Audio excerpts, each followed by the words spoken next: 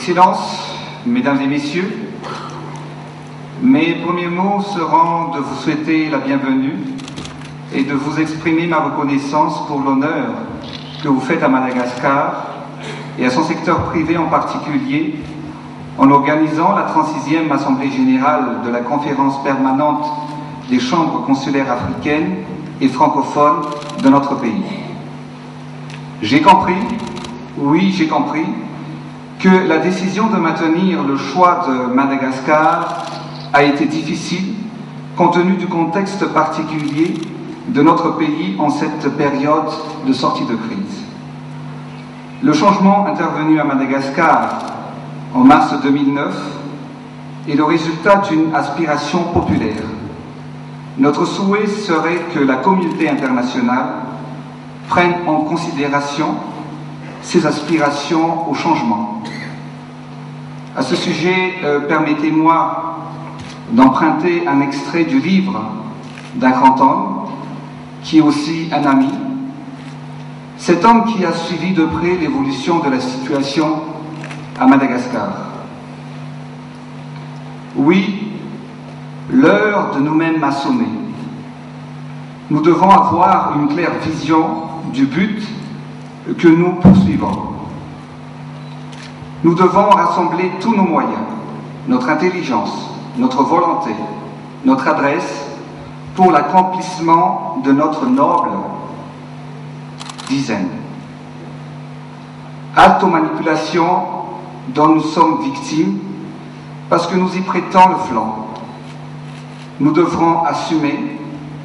Chaque fois qu'un conseil extérieur nous conduit à mal faire, nous sommes coupables et nous devons assumer. Chaque fois qu'une manipulation nous pousse à la faute, nous sommes coupables et nous devons assumer. Chaque fois que nous opérons un choix qui se relève peu conforme aux intérêts supérieurs de la nation, nous sommes coupables et nous devons assumer. L'heure qui a sonné est aussi celle de la parfaite revendication de nos actes et de leur effet par nous-mêmes.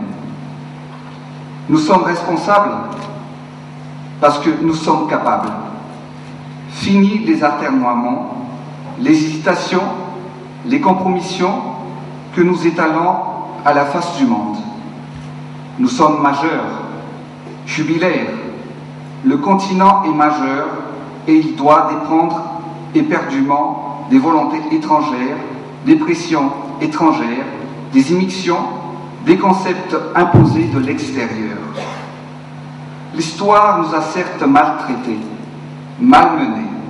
Nous le savons, nous devons toujours y penser sans en devenir victimes. Je récuse tout bilan, bon ou mauvais. Je vis avec, je n'oublie rien. Mieux, je dénonce tous ces travers, mais je regarde vers l'avenir. L'heure de nous-mêmes a sonné. Cela implique de ne pas tout expliquer par notre histoire, mais de travailler d'arrache-pied pour que nous propulser vers l'avenir et, si nécessaire, dire assez, assez, assez, assez à la face de ceux qui, ouvertement ou sournoisement, veulent nous maintenir en l'état et contenir notre élan. Comment garder le silence, fermer les yeux, se boucher les oreilles face à cette inclination mortelle et ce fourvoiement désastreux, à cette dérive inacceptable? Divaguer, radoter, je me tiendrai toujours debout, le drapeau à la main. Notre souhait serait, comme je l'avais dit tout à l'heure, serait que la communauté internationale prenne en considération ses aspirations au changement du peuple malgache. Mais en revenant à notre réunion d'aujourd'hui, je remercie la CPC-CAF pour la marque de confiance et la solidarité manifestée par la tenue de cette 36e Assemblée générale à Madagascar. Faisant suite aux délibérations de votre 35e Assemblée générale en novembre 2009 à Abidjan, cette opportunité offerte à Madagascar constitue une action essentielle pour renforcer la coopération entre les institutions membres de la CPC-CAF, un réseau africain et francophone, au sein duquel le secteur privé malgache trouve naturellement sa place en bénéficiant des services très appréciables. La tenue de cet événement prestigieux à Madagascar prouve que les opérateurs économiques nationaux et internationaux continuent de croire au potentiel économique de notre pays et aux opportunités d'affaires et d'investissement qu'il renferme. Je tiens par ailleurs à affirmer l'attachement de Madagascar à la francophonie et en l'avenir d'un espace économique francophone animé par la richesse et le dynamisme d'une diversité culturelle.